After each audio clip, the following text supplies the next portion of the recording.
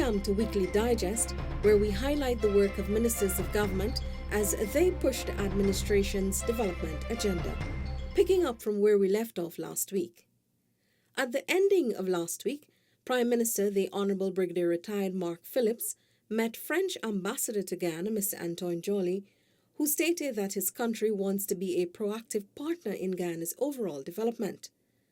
The non-resident diplomat and his delegation discussed Ghana's development agenda and the increased cooperation between the two governments. The opportunity was also used to discuss Venezuela's aggression towards Guyana, of which the ambassador reiterated his country's support for Ghana. PM Phillips said he was heartened by the French position on the Ghana-Venezuela border matter and the outpouring of support from other nations as well. Minister of Amerindian Affairs, the Honourable Pauline Sukai, has distributed $31 million to communities in Potaro-Siparuni, Region 8, as part of government's response to the pandemic in the country, especially in the hinterland regions. Saturday's allocation benefited 5 communities located in the Sub-District 2 area: Mykobi, $10 million, El Paso, $3 million, Campbelltown, $10 million, Princeville, $5 million, and Morwa, $3 million. Our government have moved a position and moved the entire position of our fight against COVID from one when there was no response or minimum response to one where there is now significant response. What the government did to achieve where we are today is, first of all, as we assumed office, was to transition the National COVID-19 Task Force into one which dealt specifically with addressing our concerns. Minister Sukai said government also began working with regional bodies to ensure their specific COVID-19 task forces were on par with that at the national level. The needs of communities were also prioritized for relief. The movement of our responsiveness to this challenge is very visible. Our food supply was shuttled into many areas that were affected by COVID-19. Hotspots were identified and population there were supported. During the visit, Minister Sukai also presented COVID-19 essentials to the Regional Health Office for the communities in Sub-District 2. These include a brush cutter valued at $100,000 for El Paso and an all-terrain vehicle valued at $2 million to Morwa. Attorney General and Minister of Legal Affairs, the Honourable Mohamed Anil Nandlal, has assured residents of Pomeroon Supinam that the PPPC government would not neglect them like the previous government did. The AG made the comment as he wrapped up a 2-day outreach to the region. He also sought to address matters of housing raised by residents. We are told by the residents here that lands and surveys simply stop processing their applications and stop addressing their matters.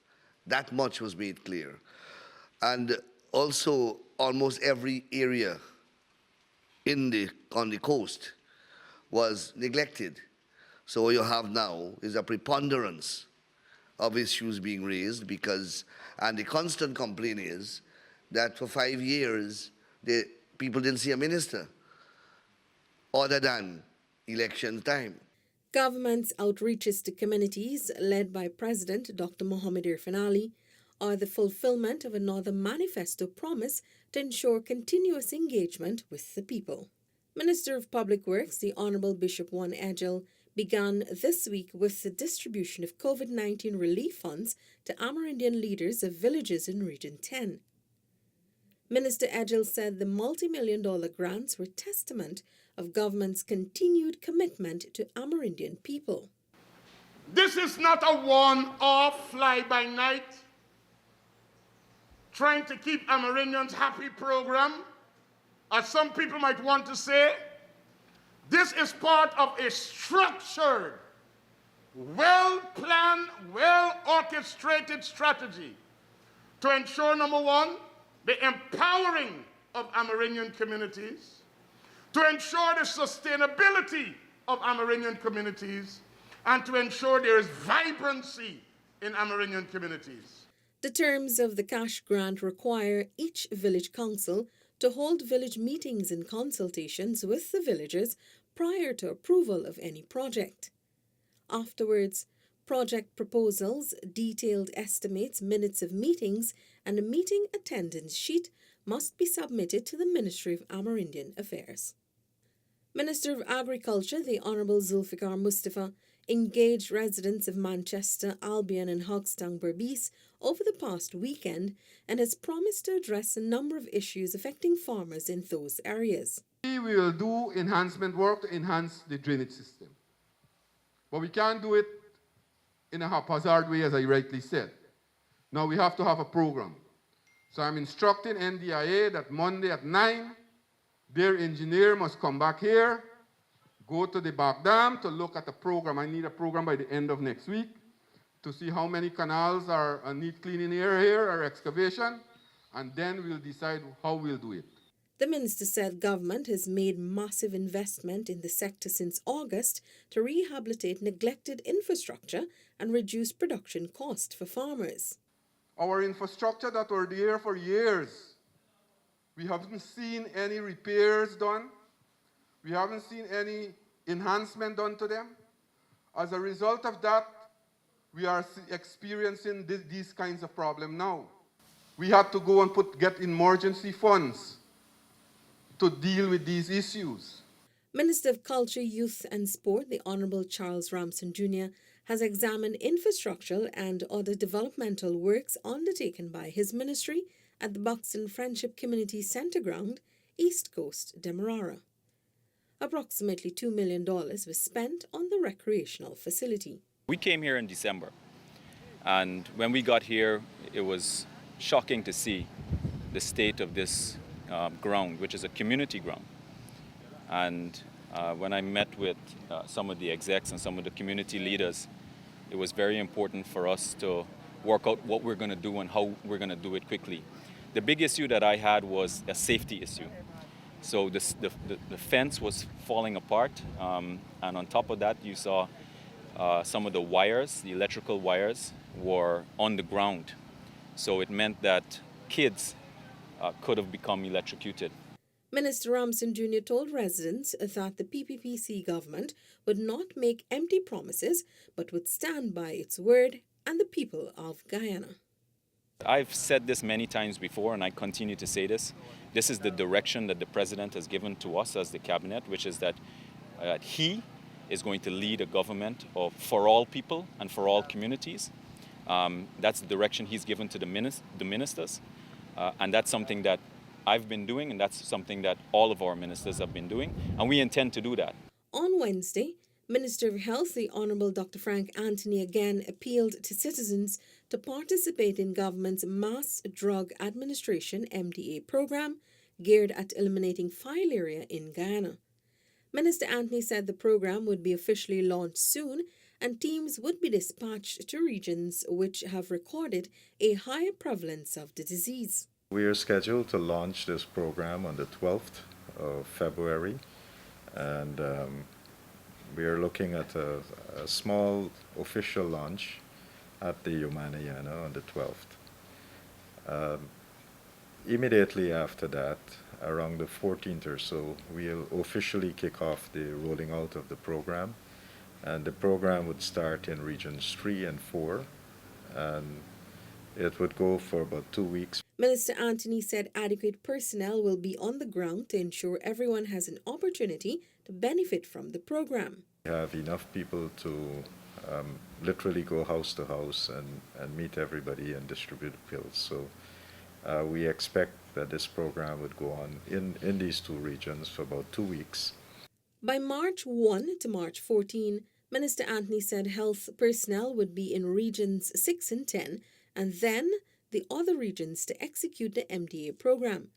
At least 70% of the population has to take the IDA drugs before Guyana could be certified filaria-free by the World Health Organization. On Thursday, The 17th sitting of the National Assembly began with members of Parliament being cautioned about breaches of the parliamentary standing orders and repeated public accusations of bias on the part of the Speaker of the House. MPs were warned that any future occurrence of breaches of the standing orders will be referred to the Committee of Privileges. Other matters in the House, the PPPC government has awarded some 446 local and overseas scholarships since August 2 last year. Minister of Public Service, the Honourable Sonia Parag, provided a breakdown of the scholarships offered by the regions to the National Assembly. Region 1, 14. Region 2, 21. Region 3, 51. Region 4, 226. Region 5, 23, Region 6, 42, Region 7, 7, Region 8, 7, Region 9, 10, Region 10, 45. In a written response, Minister Parag told the National Assembly that due to the COVID-19 pandemic, most of the scholarships awarded were being accessed virtually. 26 of the overseas scholarships are also being accessed online. Minister of Health, the Honourable Dr. Frank Anthony, says a gene expert machine has been set up at the Latham Regional Hospital, Region 9, to test for COVID-19, while another has been deployed to the Mabaruma Regional Hospital in Region 1. The minister told the National Assembly that a team would soon be dispatched to Region 1 to conduct training. During this week, we'll send a team out to train those persons in Region 1 so that we can start utilizing that gene expert machine. Gene expert machines have also been installed at the Linden Hospital Complex, Upper Demerara, Berbice, Region 10, and at the New Amsterdam Hospital in East Berbice County in Region 6. The ministry is also procuring 2 additional machines to be placed in other regions. The National Assembly on Thursday also gave the nod for the amendment to the Fiscal Management and Accountability Act, FMAA, which will increase the efficiency and effectiveness with which Parliament could consider the budget of constitutional agencies. Senior Minister within the Office of the President with responsibility for finance, Dr. Ashni Singh, said the amendments concern several provisions that were inserted into the Principal Act in 2015, shortly after the APNU-AFC coalition took office. The intent stated at the time, the intent of the FMA Amendment Bill was, the stated intent was to give effect to Article 222A of the Constitution, which relates to the financial autonomy of the said constitutional entities. And the then amendment articulated a 2-stage process whereby the budgets of constitutional agencies would be brought to the National Assembly, considered by the Assembly and approved, and then incorporated into the national budget, which would subsequently be submitted to the House for consideration, at which time the budgets of the constitutional agencies which had been so incorporated would not be reconsidered by the House, but would simply form part of the annual budget. The amendment has removed that 2-step process and now allows for a single process of submission to the National Assembly. The sitting wrapped up with the House confirming the ministerial order on the CARIFORUM UK Economic Partnership Agreement, which was issued by Minister Singh on December 30, 2020. On Friday, government has plugged $58 million into 8 Amerindian communities in Region 7. This is aimed at fostering development and to cushion the effects of COVID-19 through income-generating projects. However, Minister of Parliamentary Affairs and Governance, the Honourable Gail Teixeira, said there must be accountability and transparency on how the monies are spent. So I hope that, one, as I'm begging you, you get the check, you call your village members together, you know them, you show them the check, and you say, okay, what are we going to do? What can we do? We have some outstanding issues we need to address. Should we use it in this way or that way? We're not going to interfere in your concept. When you put up your concept, this is what you're doing and this is what it'll cost. That is your business. What you are going to have to answer for is accountability. Now, when you get the 5 million, the 10 million, or whatever, it's accountable, how you use it. The sums were provided under the government's $1.73 billion COVID-19 relief fund through the Ministry of Amerindian Affairs. Farmers of Little and Big Bible Mahaica Berbice Region 5 are urged to prepare themselves for the government's agricultural transformative agenda, even as major investments are already underway to transform agricultural practices there. Minister the Honourable Zulfikar Mustafa on Friday engaged farmers at the Little Bible Bridge to determine the challenges encountered in the fields. Our job in the ministry is to resolve your problems. We are the government and we have to be the facilitator. We will work with each and every one of you. So when we come to these areas here as minister, I am happy that you are raising these concerns. I will not be disgusted with you or be frustrated with you. I am here to listen to you, and I will not make commitment and say that we will do this and do that, and when I leave here, everything gone. I want us to develop a relation where we can work together. Rehabilitative works on the Hunter Street, Albistown are ahead of schedule after it was restarted a little over a month ago. During a site visit on Saturday, Minister of Public Works, the Honourable Bishop Juan Edgell, expressed his satisfaction with the pace of work on the project. This is my second visit to the site since the project has started, and I think what I'm seeing is a great improvement on what has been, and responding to the cries and the complaints that came from the community since I assumed office. Practically nothing was here. Where you're seeing the loom and all the rest of it that here, this was all mud. That was dug from the drains that was left there. And the delay of getting this work started is to get the contractor to remove the mud to clear the site. So I'm happy that work is moving apace. Minister Edgell noted that the road is a very important link in alleviating the traffic congestion getting onto and off the East Bank corridor. The project complements the 4-lane widening of the Sheriff Mandela Road. The initial $86.6 million contract was awarded to Surrey Paving and Ideal Engineering in May 2019 and was scheduled to conclude in December 2019. However, the contract was terminated after the contractor was given several extensions and works remained at a standstill.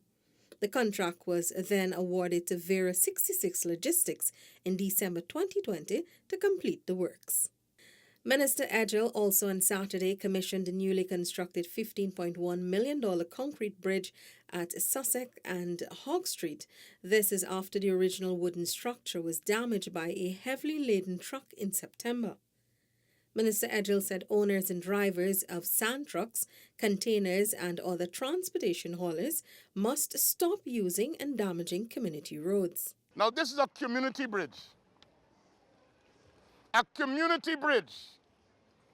Not a bridge in a commercial zone or a bridge that should allow for commercial traffic.